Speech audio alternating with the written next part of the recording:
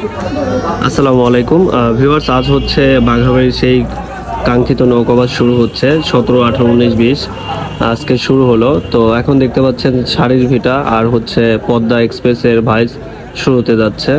তো ভাইসটি সম্পূর্ণ দেখুন এবং আমরা কে জিতবে সেটাও আপনাদের দেখিয়ে দেব।